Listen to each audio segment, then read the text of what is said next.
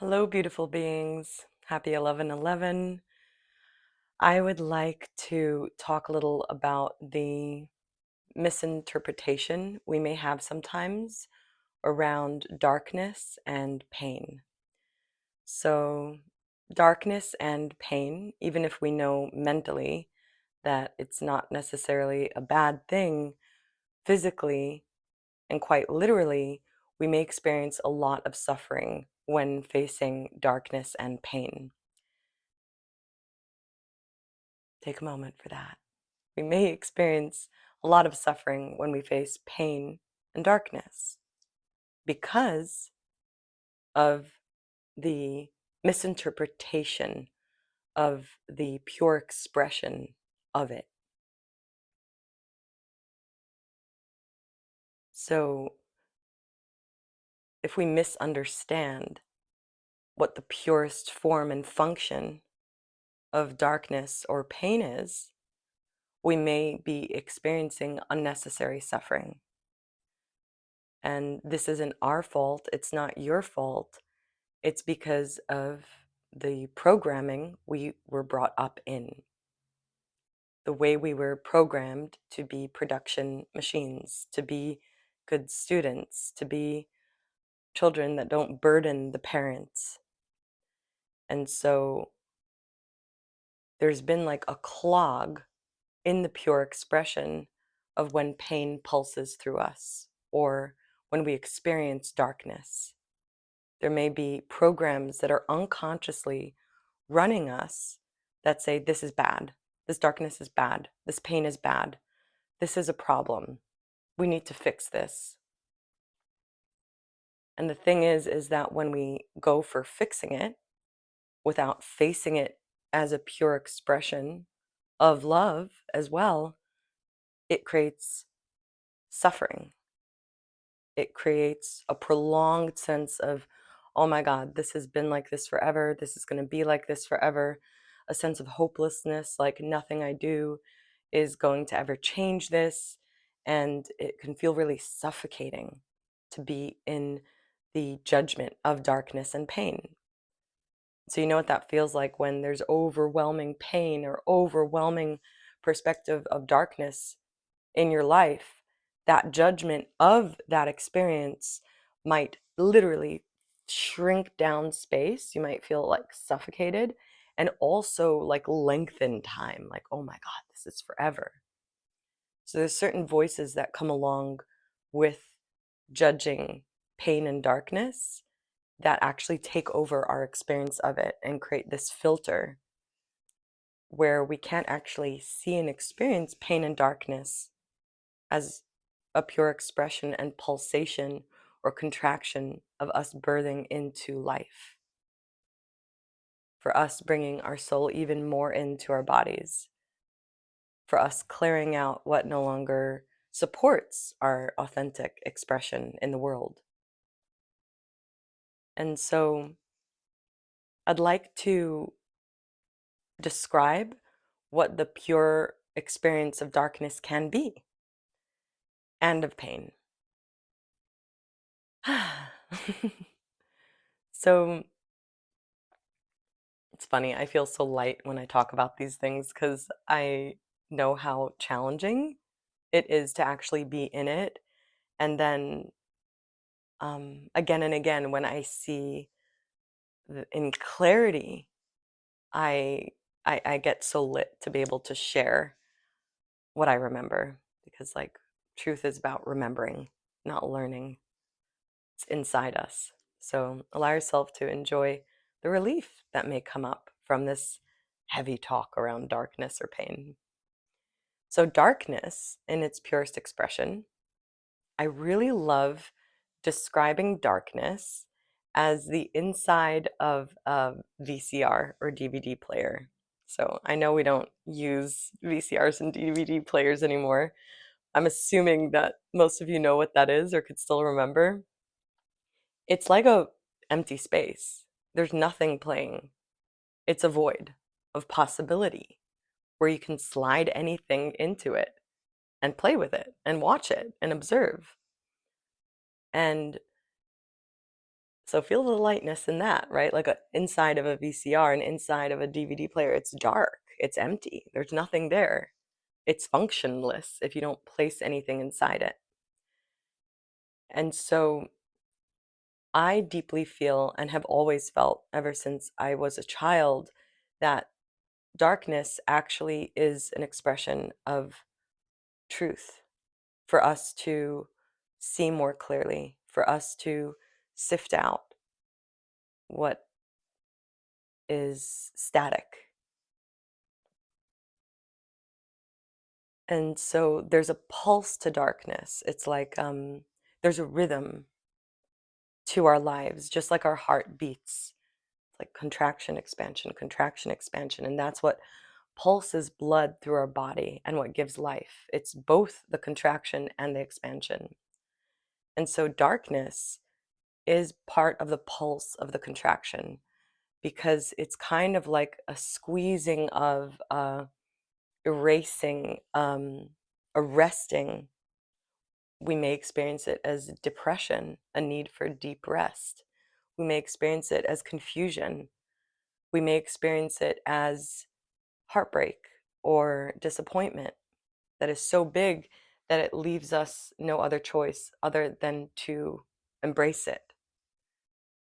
And so sometimes darkness can peek and sneak peeks and we'll resist and we'll be like, oh, I'll fix that, I'll fix this, I'll fix this, I'll fix this. And then lo and behold, darkness is like, hey, I'm here to give you a bear hug. Like, I'm here. Stop fighting me. And so, what if this experience of darkness isn't bad? That there is nothing wrong with you? That it's part of your evolutionary process of you expanding into more of you? So, just feeling the relief in that. And what if it's okay that you don't understand or that you feel confused while in it and that you feel like you're out of control or you feel overwhelmed or you feel like everything is unraveling and falling apart? What if that's not bad? Just asking that question, what if this isn't bad? What if this is natural? Already can create so much relief. And so the nature of darkness actually, it does feel unknown. It does feel like it's out of control. It does feel like it's unraveling things. But is that bad? Is unraveling bad? No. It's a part of life. The unraveling happens so we can weave in new ways.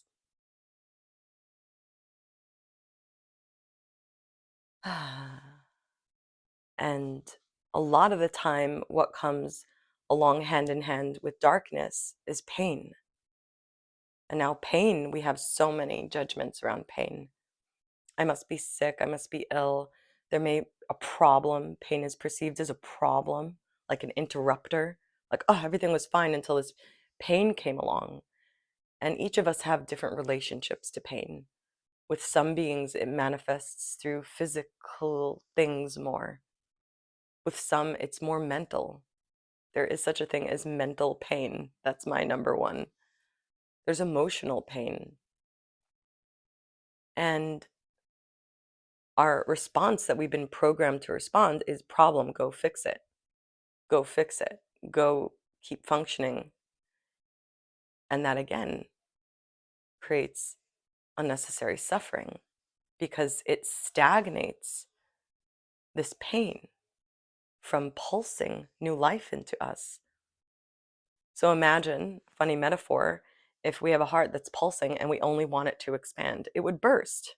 Like, heart, don't contract. Like, don't do that. Only go boop, boop, boop, boop. Like, it's funny, isn't it? So pain in its purest form, from what I've witnessed with myself and clients, and ever since I've been on this adventure of exploration, of exploring pain, is that usually it's energy that wasn't allowed to flow through us. Like there was like a no. So, for example, number one example could be as a child, you said no. And then you got an attack of like, you can't say no, you must obey. And so the voice went block. And then as an adult, every time you're about to express yourself, you feel pain. And that can lead to throat infections, to thyroid issues. And so if we judge the pain in the throat, for example, will we ever truly be able to heal it? I don't think so. Because we're not allowing the pain to be productive in its purest expression and function, which is, ta-da, it's ready to liberate the energy that was stagnant. So it's so cool to dive with people into the thing they're most afraid to feel. Literally, in session, somebody could be like, oh no, I'm not going there.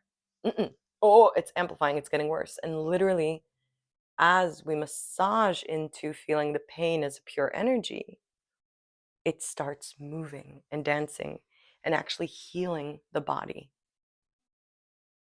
So think of it as like acupuncture sessions or Rolfing, where they go directly into the pain source. It realigns, it re-enlivens, it re-instructs how to optimally operate. And so, what if there was nothing wrong with your pain? And what if you can allow it to do its work, to play its part, and to be the witness? What if pain was a pure energy?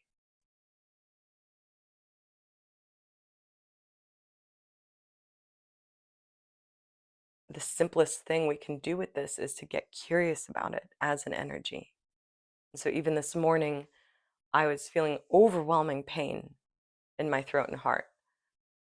And because I know what happens when I just go and operate without actually honoring that, it creates all these like stagnant, staticky realities.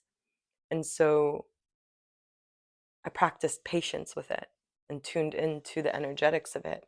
And a lot of the time, it can feel like a sneeze, like a release. And when we resist this, it can seem like it's getting worse and forever because we're not tending to the seed of the pain. We're trying to stop it from affecting our reality. And pain does affect our reality. It impacts our reality because it changes our insides and reflects that on the outsides, on the outsides. And so what if there was nothing wrong with the darkness you experience and the pain? And this is very faux pas probably to say this, but what if you can trust it? And the more you play with trusting it, the more you will easily have trust with it. The more strength you will have in your root system. And the most beautiful thing is the less attached you will be to external circumstances needing to help you stagnate it, to help you stop it, which is basically stopping the process of you becoming more you in your authentic, unique soul expression in a physical body. And so these programs that we were brought up in, these kind of video games of like, don't go to the darkness, don't feel pain, bad, fix, those programs in our subconscious mind are the ones that cultivate these relationships that we have with our sensory experience, such as pain and darkness. So a really beautiful hack to begin reprogramming these programs is through being curious with questions. What if this is okay? What if there's nothing wrong with this? What if this is a medicine? And just sitting with those questions alone, trust me, you will have phenomenal shifts and redirections of how you experience your experience, because these lessons won't let you go. These healings won't let you go. You've called in better ways of living. Your heart's wishes are alive, they're not forgotten. And so the universe isn't going to forget who you are or what part you play in humanity. And the number one way the universe begins to express itself through you in your own unique way is to start communicating through pain and darkness, especially if we haven't been living in alignment, especially if we've been a false self. And so the darkness and the pain sometimes can last longer if we've repressed it most of our lives. So this can express itself as an injury or a mental breakdown or like overwhelming emotions that you don't know how to begin to approach them, and playing with what if this is a cleansing, what if this is also an expression of love, what if I can trust this. It allows us to re-relate to these experiences in a new way and allows us to see them more clearly and to stop fighting them, to stop judging them, and to receive the medicine that they carry. Words can only go so far with describing the actual physical experience of this process. And yeah, my wish is that we all can feel safe to move through these pains and darkness in a more loving way together as humans, and to liberate ourselves from shaming or judging ourselves or one another for having these experiences. I feel it happening around me in my own being and in the world. It's up to us to make that choice for ourselves, though. And it could be really surprising that once we do that for ourselves, stop shaming and blaming ourselves for having these experiences and running from them, that people actually show up in new ways in our lives and understand more than you can comprehend, because we all share the same heart, the same wound in a way. And so, just inviting you to explore playing with questions when experiencing pain and darkness. Questions that, not why is this happening to me? Because that creates more pain. Become the artist of your curiosity and questions. Tune into questions that when you ask them, it creates a sense of relief in your body, mind, heart.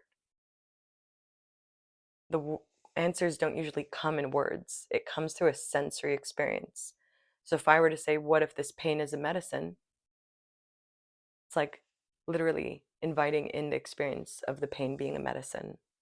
So this is where artistry and creativity comes in.